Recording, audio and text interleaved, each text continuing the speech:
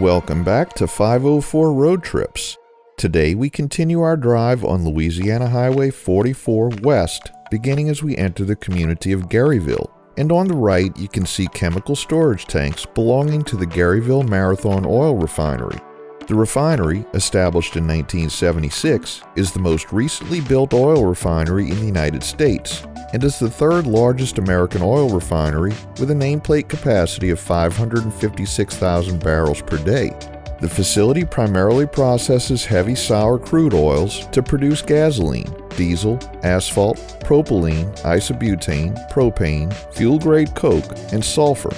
Feedstocks are supplied via pipeline, truck, barge, rail, and ocean tanker. The refinery employs 900 employees and 600 contract workers.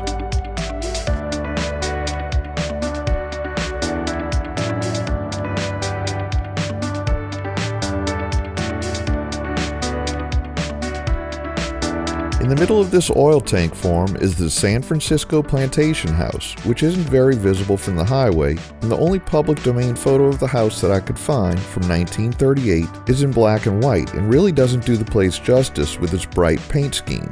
The home is a 1.5-story structure set on a full-height basement. Side-facing divided staircases lead to the main floor, which is sheltered on 3 sides by an ornate porch, supported by fluted columns with iron Corinthian capitals. It has deeply overhanging decorative cornice, which in profile gives the house a styling called Steamboat Gothic. The house is topped by a dormered hip roof. The house is traditionally ascribed a construction date of 1853 to 1856 and may include elements of an older building.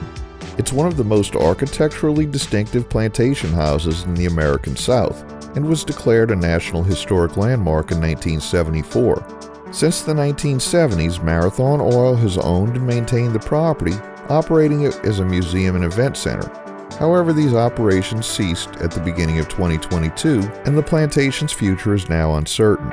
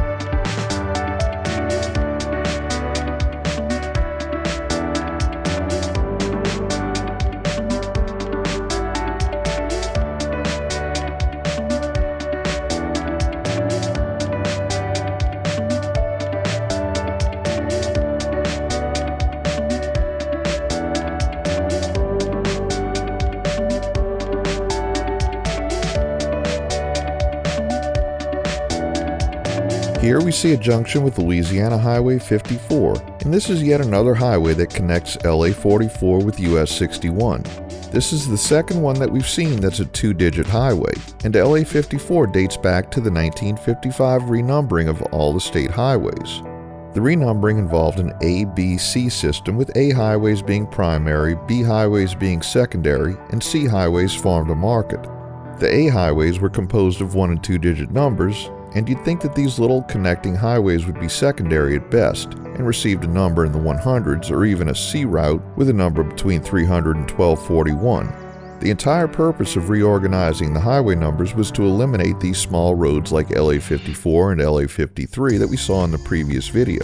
LA 54 is only 2.34 miles from beginning to end.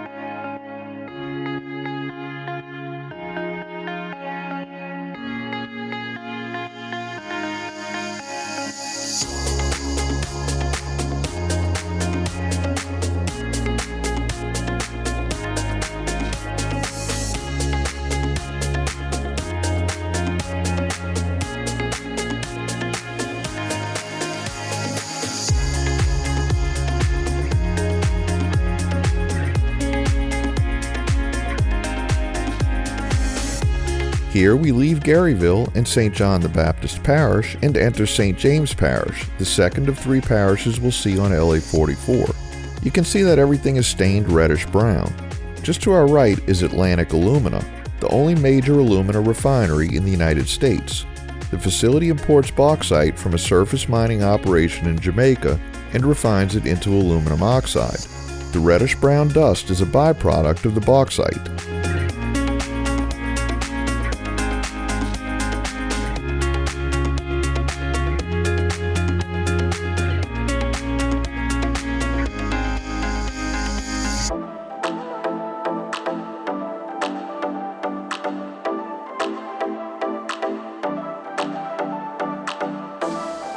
Up above is the Gramercy Bridge, officially the Veterans Memorial Bridge, which carries LA 3213 across the river to the middle of nowhere. Built in 1995, it's the second newest Mississippi River bridge in Louisiana.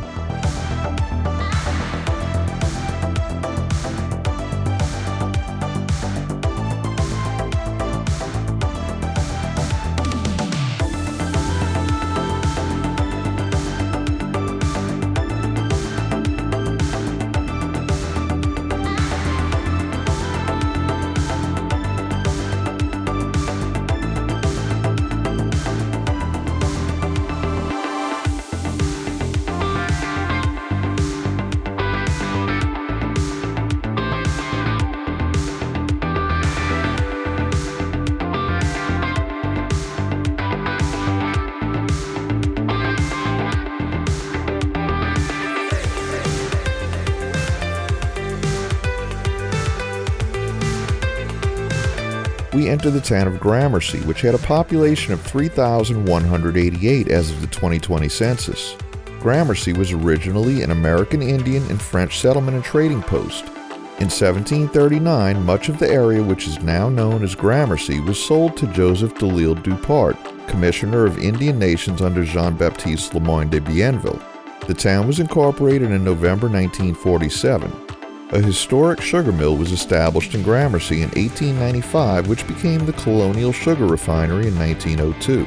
The National Park Service has designated the site as the Colonial Sugar National Historic District.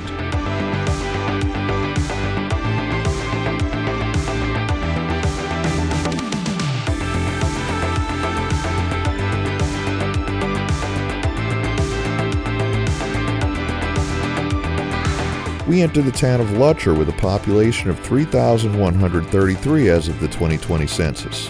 Lutcher was established as a sawmill town, named after Henry J. Lutcher, who was a sawmill operator and businessman. Lutcher is also where James Mather and his family established a sugar plantation.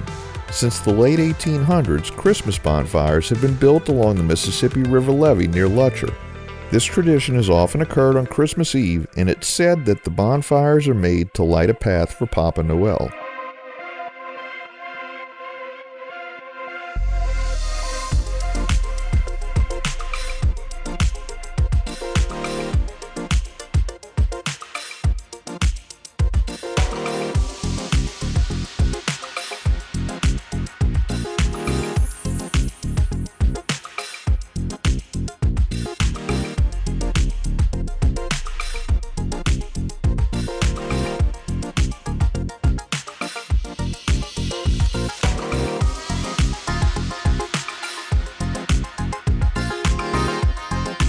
We enter the unincorporated community of Paulina here with a population of 1,778 as of the 2020 census. Together with the community of Grand Point to the north, this is the only location of the only site in the world where Perique tobacco is grown. The tobacco has a strong, powerful, and fruity aroma and is mostly used for blending into pipe tobacco. There are about 25 growers remaining in the area, and the plant only grows here due to a unique soil type caused by historic breaks in the Mississippi River levee, which enrich the soil with river sediment.